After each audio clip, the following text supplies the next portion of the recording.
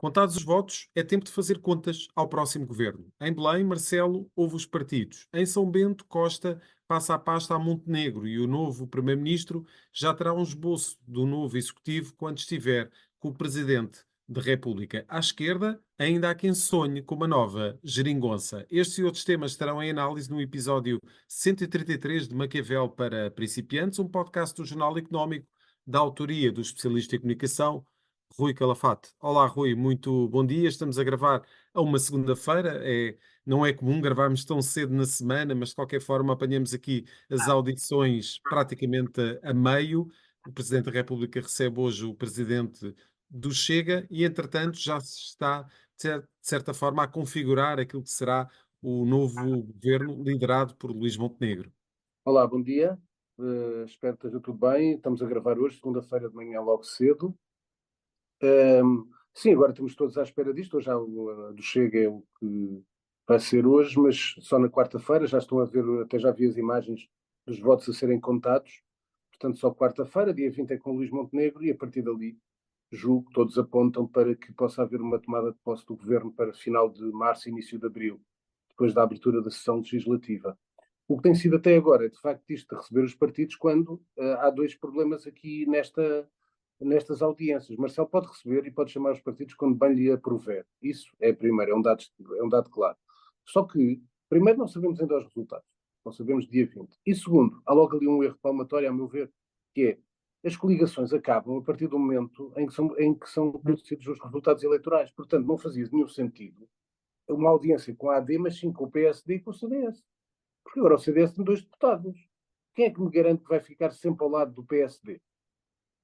Não garante a ninguém. Aliás, É ninguém um grupo perguntou isso à parlamentar campanha. como qualquer outro, não é?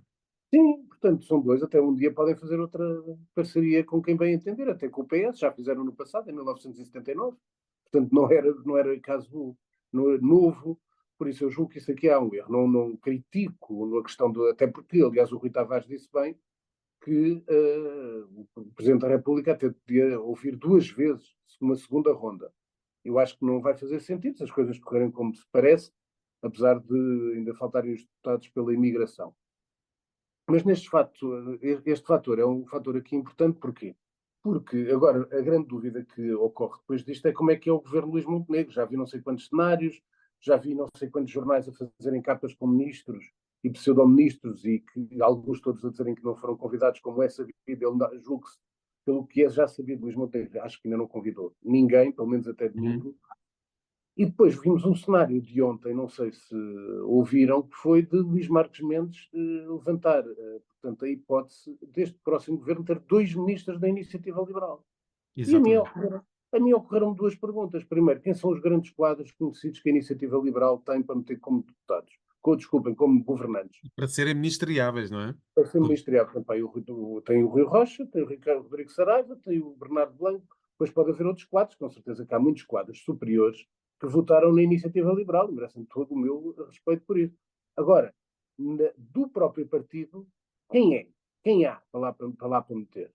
Segunda pergunta, segunda dúvida. Depois de, se for verdade este cenário levantado por Luís Marques Mendes, que é uma pessoa bem informada junto de Luís Montenegro, se houver dois ministros de Iniciativa Liberal, maior é a humilhação para 1.100.000 portugueses que votaram no Chega.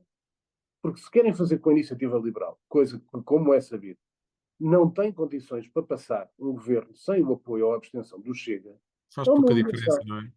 Eu já falei disso na semana passada, Claro. expliquei qual era a estratégia do próprio André Ventura, que eu acho que está a fazer bastante bem. Agora, depois não venham, é no dia em que possa ocorrer uma queda deste governo do Luís Montenegro, não venha ao PSD falar em coligações negativas entre o PS e o PSD, desculpem, entre o PS e o Chega, porque não há motivos para isso. Do PS, com certeza todos nós já sabemos que o PS faz cair o governo quando bem tiver a oportunidade para isso e quando sentir que estará forte para ganhar uma eleição. E a esquerda estará ao lado dele, ao lado de Pedro Nuno Santos. Do lado do Chega, é que não venham dizer depois que a culpa é do Chega. Porque o Chega até se humilhou, aliás, André Ventura até falou da palavra humilhação na Uhum. entrevista que deu à CMTV. Epá, portanto, se ele está a dar todas as condições e se não querem manter, bater o pé, mantendo aquela promessa que o não é não, e acho que é também uma promessa que tem que ser vista, mas uma coisa é meter elementos do Chega no governo, outra é falar com ele, outra Isso é pode fazer ser. algum coisa. Rui, isso pode ser compensado com com uma eventual viabilização de um vice-presidente do Chega na Assembleia da República? Isso é curto. Isso é curto por um motivo. O Chega tem 50 deputados. Não é por aí. Acho que é assim, acho que seria ridículo o PSD até obstaculizar essa pretensão Uhum, do Chega. Mas não acho que seja um acordo que comece por ter um vice-presidente da Assembleia da República, porque o papel não é, de facto, muito relevante e há vários vice-presidentes, não há só um. claro. Portanto, acho que alguma coisa teria que passar, sim, por um acordo quase escrito, ou então mesmo se tem dois ministros da Iniciativa Liberal, aliás, o André Ventura disse isso, tem que ver quase a comparação dos resultados, porque se a Iniciativa Liberal teve dois e tem 8 deputados, o Chega teve cinco, tinha que ter 6 deputados, tinha que ter 6 vezes mais deputados do que tem a Iniciativa Liberal. Tinha que ter, se um tem dois, tinha que ter 12 ministros no governo, não é? Uhum. Foram uma Rui, espécie de. já do lado da outra solução, que é a do CDS poder integrar o governo, possivelmente com 2 ministros, Luís Marcos Mendes Sim, também falou certo. dessa possibilidade, aí já vês mais possibilidades de Não, existir certo. quadros Acho que competentes é para possível. Sim, essa acho que é figura, possível, primeiro porque foi a coligação feita para as urnas e, portanto, não enganou ninguém, foi isso que claro. venderam aos portugueses. Uhum, Segundo, acho que o CDS tem pessoas capazes para serem ministros ou secretários de Estado, o que entenderem, mais conhecidos, do conhecimento das pessoas. E também quero chamar a atenção do governo, de uma coisa, é que no governo, este é o primeiro governo do PSD, e, portanto, não há nenhuma justificação para poder governar mal, a não ser a questão da instabilidade, mas, portanto, apresentar políticas não tem desculpa para não governar bem. É que é o PSD que chega pela primeira vez ao governo sem um país em crise financeira ou em bancarrota. Repare-se, Aníbal Cavaco Silva chegou em 85, depois de uma intervenção do FMI. Depois ganhou a maioria absoluta em 87 e 91 e continua a governar. Depois foi Durão Barroso, como se lembram, Durão Barroso falava-se da tanga. de tanga, o país de O país tanga. estava de tanga. A seguir veio Pedro Passos Coelho e o país estava na bancarrota. Portanto, é a primeira vez que o PSD chega ao governo com todas as condições financeiras, sem crise e com os cofres cheios. Não há nenhuma desculpa para não poder fazer as políticas que quer fazer, porque há dinheiro para o fazer. Portanto, ainda mais margem tem para agradar a uma série de segmentos eleitorais a quem se pode agradar porque estavam em perda, digamos assim, os polícias, os professores, uh, a parte da saúde. Portanto, há muito dinheiro para se poder chegar a algum acordo com alguns destes segmentos eleitorais. Com os reformados e pensionistas, como bem te lembras, foi sempre a tentativa de reconciliação dita Certo. na campanha eleitoral pelo Luís Montenegro. Portanto, há dinheiro para esta gente toda. A verdade é que não há no total, não é? Não se vai agradar totalmente a todas estas pretensões. Mas vai haver dinheiro para chegar a alguns segmentos eleitorais, nomeadamente a tal reconciliação dos pensionistas e reformados, que é algo que o PSD precisa porque era um segmento fraco. Agora repara nisto. Tiveste isto tudo, tiveste também o PS, por um lado, que já se percebeu que Pedro Nuno Santos agora está no seu caminho. Este é o PS de Pedro Nuno Santos, já não é António Costa. António Costa acabou, portanto não tem que prestar contas mais. A partir de agora é o caminho traçado por Pedro Nuno Santos. Depois temos a esquerda, que está livre a sonhar à mesma como a geringonça e a acreditar ainda que pode haver um resultado neste círculo da imigração que dessa volta à circunstância. Depois temos o Bloco de Esquerda a convocar a esquerda A querer para se sentar, federar as para se esquerdas, sentar não à é? mesa. É uma coisa curiosa, que é o LIVRE, não, desculpem, o Bloco de Esquerda não é o principal partido da esquerda. Portanto, o PS adere a uma coisa lançada por um partido mais pequeno.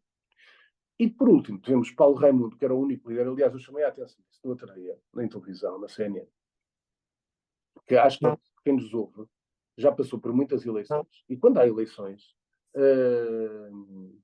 o que é curioso é que geralmente há sempre ganhadores e perdedores.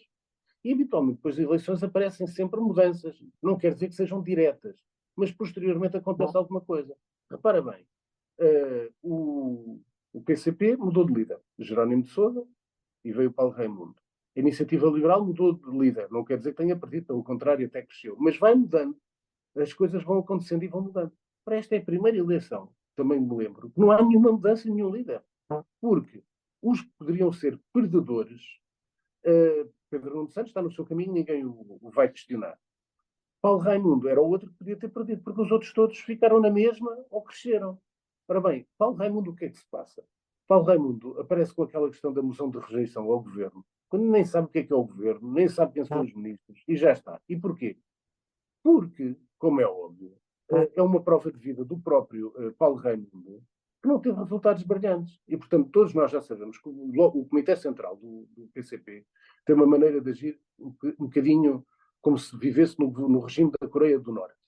É tudo no mistério. Isto é, se bem se lembram, e eu bem me lembro que estou a gravar em Sesimbra, segunda de manhã, bem me lembro que quando Jerónimo de Sousa saiu num sábado, às 9h30, 10 da noite, e ainda me lembro que tive que vir de Sesimbra para depois ir comentar a saída do Jerónimo nessa noite, ainda entrei no jornal da meia-noite. E, portanto, escolhem os seus timings, são completamente os timings do Comitê Central do PCP, não é dos mídia. Mas Paulo Raimundo fez uma moção de rejeição. O que é que eu quero dizer? É que a esquerda ainda sonha com esta geringonça, enquanto o Pedro Nuno Santos não quer ir para o governo, já o disse, e há estes cenários todos em que o governo pode ter condições para continuar a tocar dinheiro, e temos aqui uma solução de laboratório aqui nesta semana. Qual foi a solução de laboratório? Até me parece um político mais, às vezes até mais com bom senso e racional do que os políticos do continente. Foi o governo dos Açores, como sabem que podia ser um laboratório para o que seria passado. E o que é que aconteceu nos Açores? José Manuel Bolieiro apresentou, portanto, o seu governo e contou com a abstenção do Chega, da Iniciativa Liberal e do PAN. E depois o que é que disse José Manuel Bolieiro? Disse claramente, na intervenção que fez para as televisões, que conversou com os disponíveis, isto é a expressão do José Manuel Bolieiro, está aqui Certo? escrita na frente. Uhum. Bolieiro conversou com os disponíveis para assegurar a estabilidade. O que é que eu quero dizer com isto? Portanto, abstiveram-se Chega, Iniciativa Liberal e PAN. Significa que o José Manuel Bolieiro, do PSD e com o apoio do CDS, falou com o Chega. No continente não falam com o Chega. E, portanto, se calhar bastaria a tal abstenção para, de facto, o governo poder passar. Não é a questão do orçamento. O orçamento depois vai ter que contar com o apoio claro do Chega. Não sei se isso será possível. E para isso tinha que se estabelecer um acordo, ser um acordo difícil, para que isso pudesse acontecer no continente. Ora bem, nos Açores, já foi dada aqui quase a lição, neste laboratório político que se estava a transformar os Açores, que foi importante até para a vitória do Luís Montenegro, depois foi a vitória que lá aconteceu, e deu de facto outra confiança, deu outro momento, até fez crescer um pouco o PSD. E portanto nós vemos neste momento José Manuel Bolieiro a chegar-se à frente com um cenário quase impossível aqui em Lisboa. Porque ninguém quer falar com o Chega quando o Chega tem 1.100.000 votos. Portanto, é muito curioso acompanhar o que se vai passar agora nos Açores, mas este pontapé de saída, digamos assim, contou com o Chega. Com a abstenção do Chega. Agora aqui não se fala com o Chega. E eu acho que o PSD, sinceramente, está a correr mal. Muito bem, e no final da semana passada tivemos a apresentação de lucros da Caixa Geral de Depósitos referentes a 2023, quase 1.300 milhões de euros, Uhum. com Paulo Macedo a cumprir aqui a sua tarefa à frente do Banco Público. Olha, vou dar aqui só uma nota que me esqueci há pouco, por causa dos ministros. E depois passo ao Paulo Macedo, porque tem a ver, porque não sei Certo, se viram, exato, a há aí uma sexta-feira, ligação. na sexta-feira foi anunciado como um possível Ministro das Finanças. Depois ele, na apresentação dos resultados da Caixa, disse logo que nem tinha sido convidado e que a sua prioridade era continuar à frente da Caixa. Ora bem, coisa que eu vos posso dizer sobre ministros, com certeza que a maior parte dos jornais que fizeram totobolas sobre ministros puseram uma série de nomes que são próximos de Luís Montenegro. Portanto, alguns virão acertar sempre. Portanto, Miguel Pinto Luz, António Leitão Amaro, a Margarida Balseiro Lopes, hum, aqueles senhores do Oscar Afonso, João Vale Azevedo, aliás, um nome fabuloso, para poder estar numa pasta do Governo ou de Economia, João Vale Azevedo, acho que vai ser memes a toda a semana. Mas, e portanto, o Paulo Macedo era um nome, para mim, é um nome excepcional. Teve um resultado da Caixa, o que está a acontecer desde que ele é o líder da Caixa, acho que é magnífico para todos os portugueses, porque a Caixa Geral de Depósitos é dos portugueses. E, portanto, estar com estes resultados não significa que é uma ave de rapina, pelo contrário, está a devolver todo o apoio que o Estado deu a uma série de bancos e, portanto, e à própria Caixa Geral de Depósitos. Portanto, acho que é um resultado sensacional. Aquilo que eu posso dizer sobre o Governo e sobre algo a sair do Governo é simples. É que eu acho que há uma pessoa que estará na linha da frente para um destes cargos, que é o Paulo Rangel, que vai ser o Comissário Europeu ou depois das eleições europeias, ou Ministro dos Negócios Estrangeiros. É aquilo que me parece, este é aquele que me parece mudado mais certo. Todos os outros, já vi totobolas com mulheres, com homens, etc. Tenho a certeza que o Hugo Soares terá um papel também importante no governo, porque é o braço direito do Luís Montenegro, é uma pessoa da sua total confiança. Depois tudo o resto vai acontecer. Julgo que, por exemplo, tem sido falado de Leitão Amar para a economia, espero que não. Desejo que não. Desejo que não, porque não tem competência para isso, ao contrário do que acham no PSD.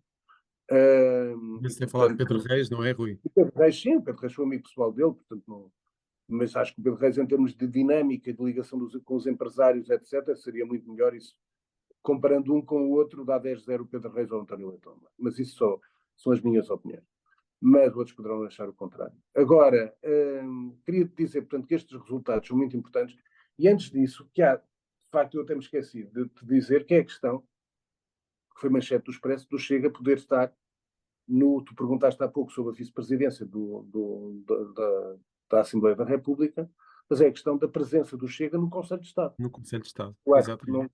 não quer dizer que seja uma coisa também excepcional, mas é uma, é uma quase certeza que decorre do forte resultado eleitoral. Portanto, não passa pela cabeça de ninguém agora dizer que não pode ir para o Conselho de Estado porque ele chega.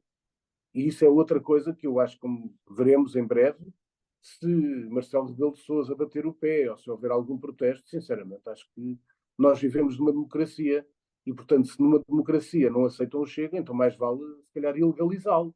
Não podem fazer nada, como estão a tentar fazer com a AfD na Alemanha. Porque assim não dá. Porque quem representa 1.100.000 portugueses há que merecer respeito e, portanto, tem um lugar natural no Conselho de Estado. Portanto, sobre a volta à Caixa, acho que são resultados extraordinários. Acho que o Paulo Macedo pode ser aquilo que bem quiser. Seja um grande presidente da Caixa, como um grande ministro, seja das Finanças. Ele já esteve no governo, muita gente já não se recorda. Esteve no governo no tempo de Passos Coelho. Depois dirigiu a autoridade tributária. Portanto, tem completamente currículo, saber, sapiência para poder ser o que quiser num governo ou noutra coisa qualquer. Passamos então para as denúncias contra Ah, Boaventura de Sousa Santos. Isto Foi é uma quando saiu a daquelas semana coisas passada o que, para mim, relatório da Universidade de Coimbra, da sim, Comissão aquilo é uma das Independente. coisas que, não sei se lembras, aquilo que surgiu com alguma força quando foi este caso. Depois, de repente, as vacas sagradas da esquerda calaram-se todas. Eu nunca ouvi o Francisco Louçã, que era um grande companhão de ruta do Boaventura Sousa Santos, a doutora Ana Drago. Nunca os vi criticar o Boaventura Sousa Santos. Gostava que abrissem a boca sobre o Boaventura Sousa Santos e se, de facto, se sentem, ainda bem, em artigos que escreveram em conjunto com Boaventura Sousa Santos, aparições públicas, e, portanto, eu gosto muito destas vacas sagradas, que depois cheira a hipocrisia a léguas, e, portanto, nestes momentos, depois que é importante criticar, faz de conta que não sabiam nada de quem era o Boaventura Sousa Santos. Ora bem, Boaventura Sousa Santos, face às acusações, às acusações sobre alegados crimes de assédios sexuais e tal, hoje podemos quase dizer, baseando nas notícias dos jornais, que ele não era um professor académico, era um porco. E, portanto, julgo que era tempo, de facto, das pessoas que se tiveram ao lado do Boaventura Sousa Santos tomassem partido em vez de o tentar reabilitar ou passar uma página em branco sobre como se nada tivesse acontecido. E, portanto, julgo que o Boaventura Sousa Santos e as práticas que foram, durante este fim de semana, saíram várias notícias com várias práticas ordinárias da parte do Boaventura Sousa Santos, e era o que me faltava agora estar aqui a branquear o comportamento que deve ser sempre criticado pela sociedade. Rui, passamos para o plano internacional e aparentemente para um plano para afastar Rishi Sunak da liderança do Mas, governo como tu britânico, te lembras, o Sunak ocupou o lugar desde aquela da Boris Liz Johnson, Truss. Liz Truss, etc. Quer dizer, foi um líder que até agora nunca teve descanso. As pessoas não gostam muito dele dentro do próprio partido, que é uma coisa curiosa. Não quer dizer que nas sondagens em Inglaterra que os ingleses o ponham em melhor posição do que o líder trabalhista Keir Starmer. Mas o que é verdade é que é de quase 3 em 3 meses aparece uma crise qualquer do Partido Conservador a pedir para ele se ir embora e para aparecer uma nova casa, uma nova cara. Neste momento, esse nome era a líder porta-voz no Parlamento, a Penny Mordaunt, quer dizer que já teve para ser candidata contra a Liz Truss e foi candidata e foi derrotada. Mas chega uma altura que nós praticamente temos uma vitória anunciada dos trabalhistas, tal é a instabilidade interna, porque depois é assim, tu quando vais a votos, é como cá em Portugal, tens garantia, as pessoas, ao fim e ao cabo, sobretudo empresários, etc., querem estabilidade. Portanto, quando tu tens um partido em completa instabilidade, em quase em polvorosa a tempo inteiro, como é que querem passar os valores de estabilidade, seja na Inglaterra, seja em outro ponto qualquer? Como é que querem passar os valores da estabilidade para darem confiança aos eleitores que podem confiar neles? Isso é impossível. Portanto, com estes zigue-zagues do Sunak, mas também com estas querelas completas e todas, quase 3 em 3 meses, há uma luta para tirar Sunak do poder, fica muito difícil ao Labour conseguir manter um poder que já mantém há muitos anos e, portanto, será mais fácil aos trabalhistas voltarem ao poder depois de Tony Blair. Já na China, Xi Jinping prepara-se aqui para uma batalha naval. O Xi Jinping teve duas ações. Nós falámos um bocadinho só por alto, não tivemos muito tempo. Tivemos o Congresso do Partido Comunista Chinês, onde já há um primeiro sinal mesmo de uma autocracia, de uma ditadura total. Porquê? Porque é permitido ao líder chinês, quase não há uma separação entre o presidente do partido e o primeiro-ministro, que geralmente é sempre escolhido pelo partido, mas ali ainda vai, peço desculpa, como se fosse quase um boneco, que o próprio primeiro-ministro chinês, portanto, pode ser completamente interrompido na sua ação por Xi Jinping.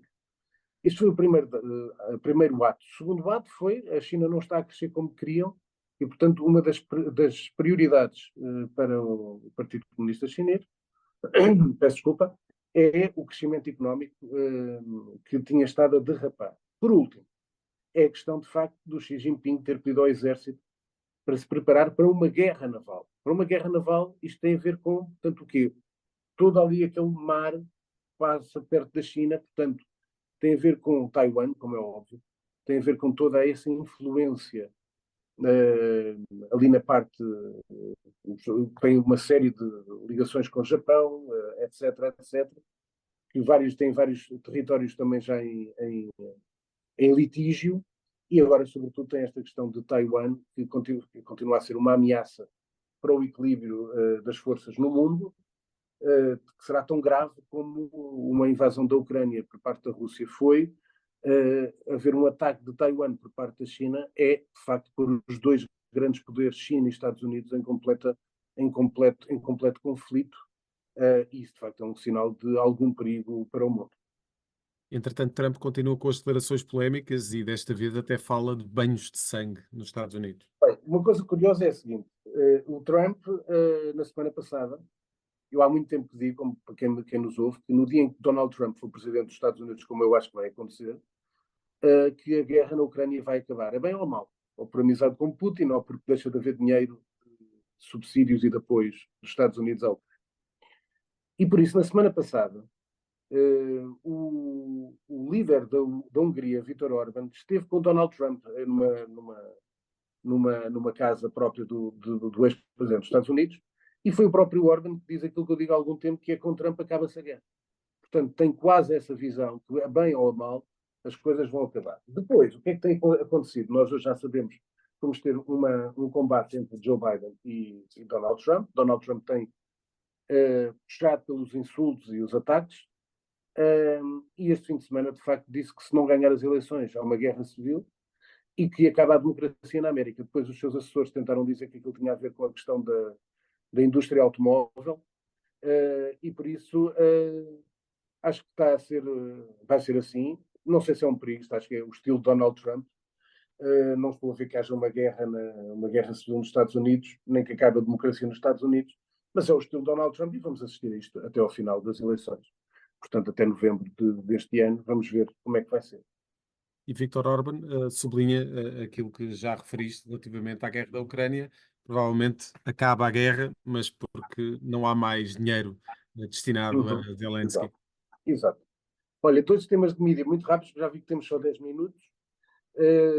Que é, portanto, uma coisa curiosa, que é até uma das coisas que representa sempre alguma independência da informação são as agências noticiosas, como nós temos a Lusa, como a Espanha a EF, como a França a France Presse, etc.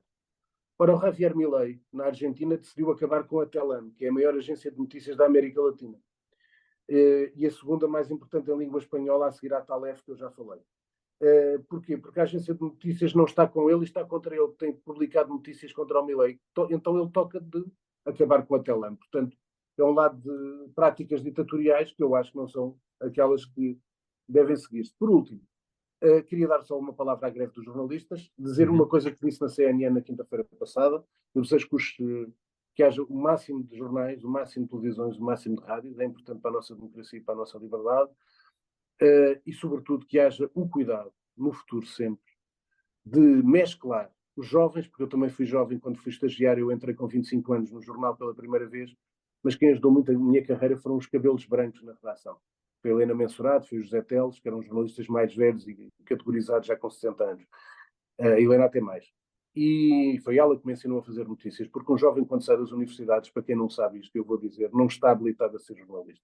Tem uma série de noções, falou com jornalistas, tem uma série de casos práticos até que pode ter aplicado, pode ter passado por experiências até profissionais de estágio, mas para fazer notícia, Até ir para o terreno, não há hipótese. quem nos ensina a ser jornalistas é a tarimba, é o dia a dia, não é nas universidades que se aprende. Depois há pessoas que se podem destacar mais em intervenções, em artigos até de jornais que haja nas universidades, mas a tarimba é que faz um jornalista e foi ali que eu aprendi, não foi nada na Universidade Católica.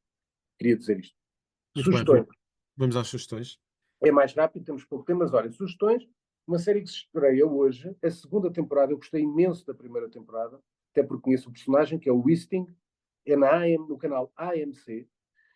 O Wisting é um polícia criado, é norueguês, pelo Jorn Lier-Horst. Eu já li os livros todos dele, editado cá. Eu gosto de policiais, como sabem. Aliás, vou recomendar um policial que estive a ler cá em Sesimbra.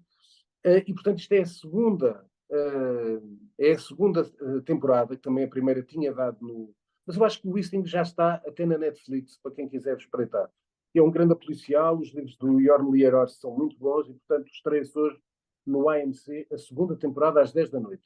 Os 3 livros que eu vos recomendo, olha, como estou a passar do Wisting, um livro que eu tinha cá, ainda não tinha lido, policial, Os Pecados dos Nossos Pais, da Asa Larsson, que tem vários livros editados em Portugal. Este é da Planeta, que é uma escritora sueca de policiais. Este ganhou o prémio de melhor policial sueco e é espetacular. Depois 2 é o segundo, eu adorei, A Pediatra, da Andrea Del Fuego, tem aqui como destaque, e portanto Os Malaquias, que é um livro também da Andrea Del Fuego, brasileira, que recomendo muito. E por último, isto que eu considero uma obra-prima, aliás, este autor é uma das histórias mais curiosas da literatura mundial. Chama-se John Williams. Publicou 4 livros. Um não li, 3 são geniais. Que é o Augustus, que foi o último a ser publicado em Portugal, que é Cartas do Imperador Augusto. É o Stoner, que é considerado uma obra-prima, e este, que é o Butcher's Crossing, que é passado no Oeste, na matança de búfalos, e é absolutamente genial este livro, e portanto que eu recomendo, do John Williams, da Dom Quixote, e procurem os outros 2, o Stoner e o Augusto, são livros, são obras-primas.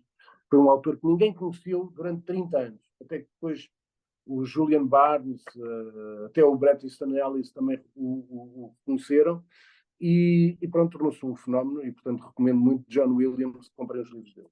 Pergunta da Muito bem. semana. Vamos fechar com a pergunta da semana. A pergunta da semana é só uma pergunta de gozo, é a perguntar-me se tem a certeza quem venceu as eleições na Rússia. Porque já dizem que esta foi a maior vitória de sempre, e por isso não há surpresa nenhuma. Mas qual é a pergunta? Porque é que eu quero só planear e pensar nisto? Há muita gente ainda que, com esta questão do Navalny, que é uma pessoa que merece todo o respeito e que morreu prisioneiro deste regime, mas há uma coisa que se tem que esclarecer as pessoas que não sabem nada da história da Rússia.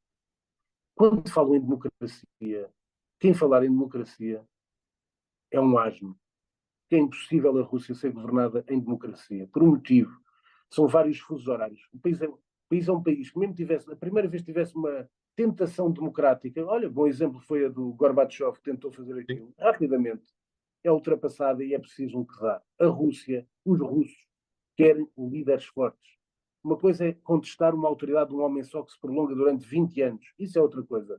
Mas a autoridade, o líder russo tem que ser um líder forte, porque é muito difícil governar a Rússia, tem muitas fronteiras e por isso essa é a verdade. Todos nós somos amantes da democracia, mas se há um país onde é difícil haver democracia até pelo próprio território, é a Rússia. E por isso, quando se fala em democracia, todos nós, é uma bela utopia, mas que é irrealizável na Rússia. A verdade é que na Rússia ninguém vai estar à espera dos votos dos imigrantes para fechar Justamente. a contagem. Obrigado, Rui. Voltamos para a Tudo. próxima Bom fim de semana. semana. Fechamos assim o Uma boa Maquiavel semana. para principiantes. Ouça e acompanhe este podcast no Spotify, Google Podcasts e Apple Podcasts. Este é um programa da autoria de Rui Calafato, conta com a condução de José Carlos Lourinho e o cuidado técnico é de Nuno Braga. A música está a cargo de Casper. Está fechado o manual desta semana.